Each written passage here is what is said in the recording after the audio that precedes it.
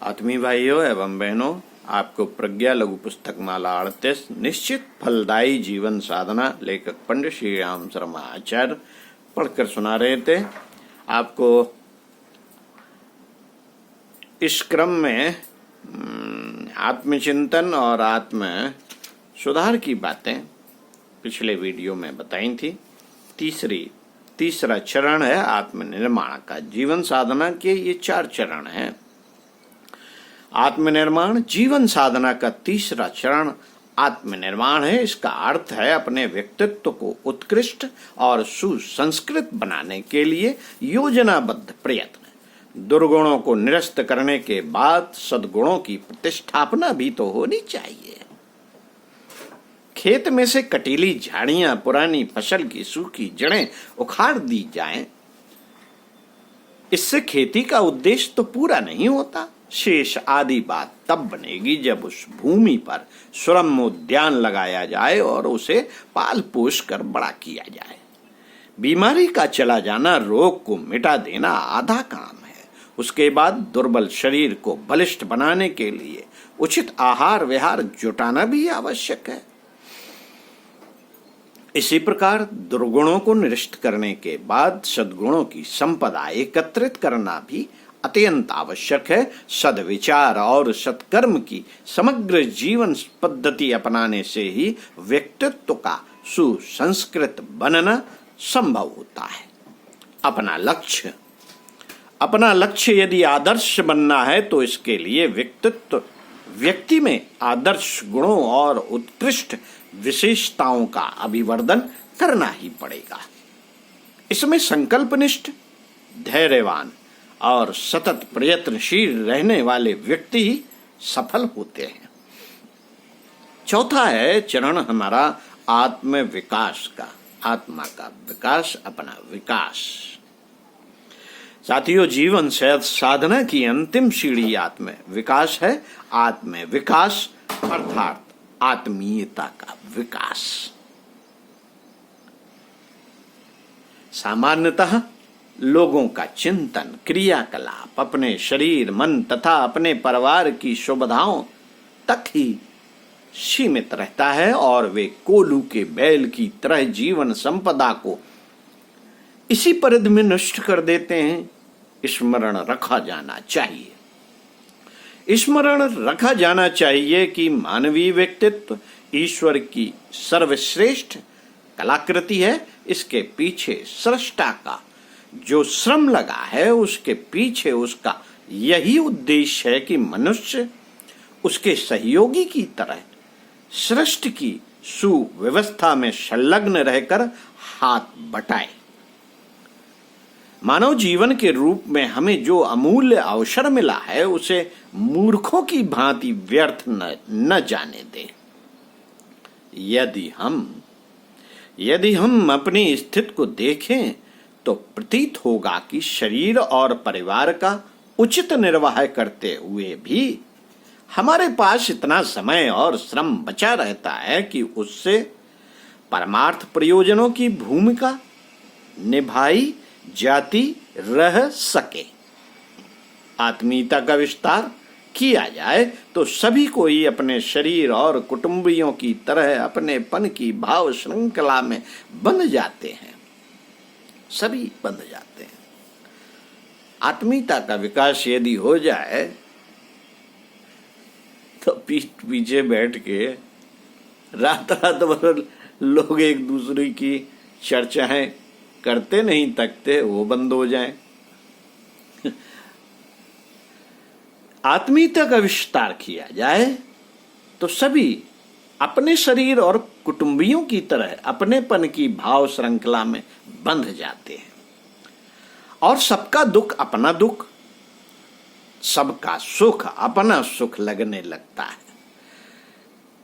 जो व्यवहार सहयोग हम दूसरों से अपने लिए पाने की आकांक्षा करते हैं, फिर उसे दूसरों के लिए देने की भावना भी उमंगने लगती है।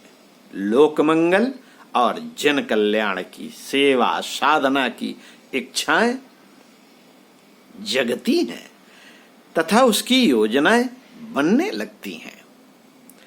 साथियों, इस स्थिति में पहुंचा व्यक्ति सीमित न रहकर असीम बन जाता है और उसका कार्य क्षेत्र भी व्यापक परिधि में सत प्रवृत्तियों का संवर्धक बन जाता है। ऐसे व्यक्ति अपनी आवश्यकताओं को घटाने और निर्वाह की न्यूनतम आवश्यकताएं रखकर शेष क्षमता और संपदा को सत् प्रयोजनों में लगाए रहते हैं। सामाजिक जीवन में जिन व्यक्तियों को उच्च सम्मान मिलता है, संसार के इतिहास में जिन महामानवों का उज्जवल चरित्र जगमगा रहा है, वे आत्म विकास के इस मार्ग का अवलंबन लेते हुए महानता के उच्च शिखर तक पहुंच सके। जीवन साधना के इन 4 चरणों का सम्मिलित प्रयोग व्यक्ति को उत्कृष्ट व्यक्तित्व तथा उज्जवल चरित्र प्रदान करता है। आवश्यकता, निष्ठा, सूझबूझ और दृढ़ता पूर्वक उन्हें अपनाने की है। आवश्यकता क्या है? निष्ठा, सूझबूझ और दृढ़ता पूर्वक उन्हें अपनाने की है। आत्मिक प्रगति का भवन इन्हीं 4 दीवारों से मिलकर बना है। 4 दिशाओं की तरह उत्कर्ष के 4 आधार यही हैं। उत्कर्ष के उच्च शिखर पर चढ़ने के लिए इस रीति नीति को अपनाने के अतिरिक्त और कोई मार्ग नहीं, और कोई मार्ग नहीं है। जीवन साधना वास्तव में कल्प वृक्ष है। उसकी छाया में मनुष्य जीवन की महानतम उपलब्धियां प्राप्त कर सकता है। इसमें तनिक भी शंका की आवश्यकता नहीं है। साथियों, प्राचीन काल में हर एक साधक को प्रारंभ में यम नियम साधने पड़ते थे। हमें भी पंचशीलों का अभ्यास करना चाहिए। इसके अंतर्गत सत्य, अहिंसा, ब्रह्मचर्य, अस्तेय, अपरिग्रह आदि की साधना अनिवार्य है। उस समय के सामाजिक वातावरण में वे सर्वसाधारण के लिए साध्य रहे होंगे, परंतु आज की स्थिति में वैसा संभव नहीं दिखता। अब तो व्यावहारिक पंचशीलों का परिपालन आदतों में सम्मिलित हो सके तो भी काम चल जाएगा। श्रमशीलता, इन पंचशीलों को आप श्रमशीलता, मितव्ययता, शिष्टता, सुव्यवस्था और सहकारिता कह सकते हैं। ये हमारे क्रियाकलाप में पूरी तरह घुल मिल सकें तो समझना चाहिए कि प्राचीन काल की तप साधना के समतुल्य साधनात्मक साहस बन पड़ा। आइए इनका विवेचन करते हैं। पहला, श्रमशीलता। आलस्य, प्रमाद, विलासता, ठाट बाट आदि के कारण आदमी बुरी तरह हरामखोर बन गया है। उपलब्ध शक्ति का 1/4 भाग भी उत्पादक श्रम में नियोजित नहीं हो पाता। निठल्लेपन में शारीरिक व मानसिक असमर्थता पनपती है। आर्थिक तथा दूसरी सभी प्रगतियों का द्वार बंद हो जाता है। श्रम के बिना शरीर निरोग एवं सशक्त भी नहीं रह सकता। श्रम के बिना उत्पादन भी संभव नहीं है। समाज में विडंबनाएं इसी कारण पनपती रही हैं कि नर नारी श्रम न करने में बड़प्पन अनुभव करने लगे हैं। कामचोरी कम से कम श्रम करके अधिक से अधिक लाभ पाने की प्रवृत्तियां समाज को अपंग जैसा बनाए दे रही हैं। इस भयंकरता को समझते हुए समय को तत्परता और तन्मयता भरे परिश्रम के साथ जोड़कर दिनचर्या बनाई जाए तो प्रतीत होगा कि उपलब्ध समय एवं साधनों में ही प्रगतिशीलता के साथ जुड़े हुए अनेकानेक परिणाम उपलब्ध होते चले जाते हैं। मित्रों, दूसरी पंचशीलता है मितव्ययता। साथियों, मितव्ययता अपव्यय का दूसरा नाम है, दूसरा अभिशाप है अपव्यय का। दुर्व्यसनों में फैशन तथा सजधज जैसे आडंबरों में इतना समय और पैसा खर्च होता है कि उसे बचा लेने पर अपने तथा दूसरों के अनेक प्रयोजन सध सकते हैं।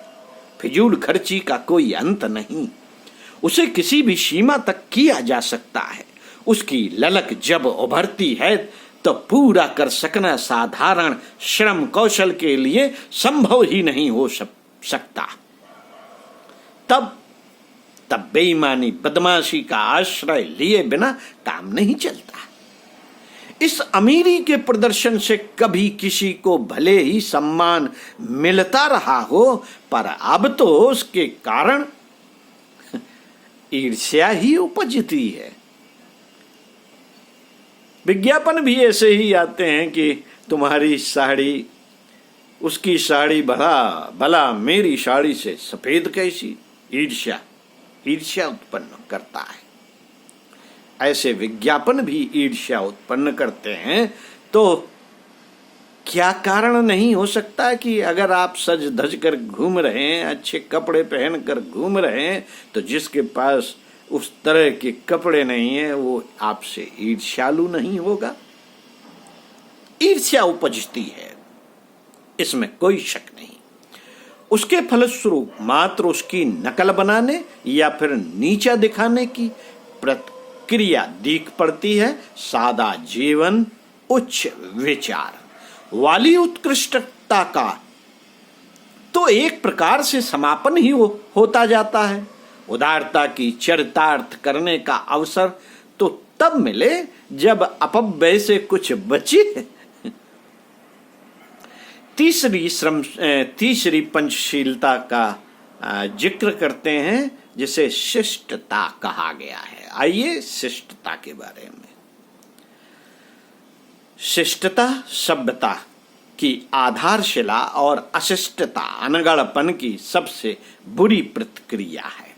दूसरों के असम्मान और अपने अहंकार के संयोग से ही ऐसी उद्दंडता उभरती है। उसे अपनाने वालों की छवि ही धूमिल होती है। इसके स्थान पर विनम्रता व सभ्यता का परिचय देना ही भलमनसाहत का प्रमुख चिन्ह है।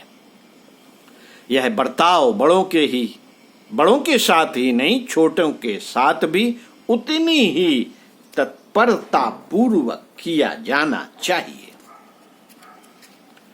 यह उक्ति बहुत महत्वपूर्ण है कि शालीनता बिना मोल मिलती है, परंतु उससे सब कुछ खरीदा जा सकता है।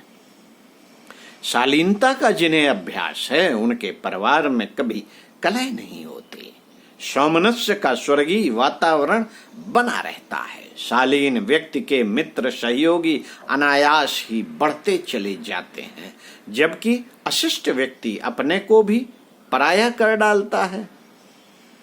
जीवन की सफलता में शालीनता का असाधारण योगदान रहता है,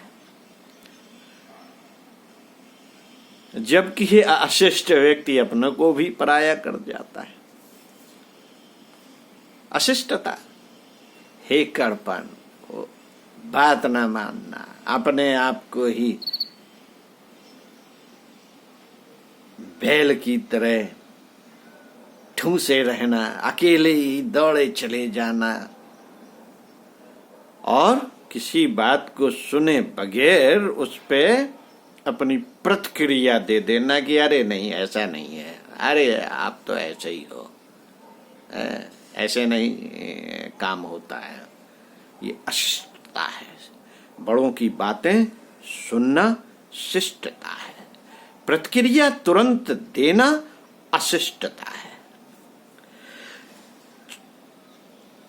साथियों, चौथा है सुव्यवस्था।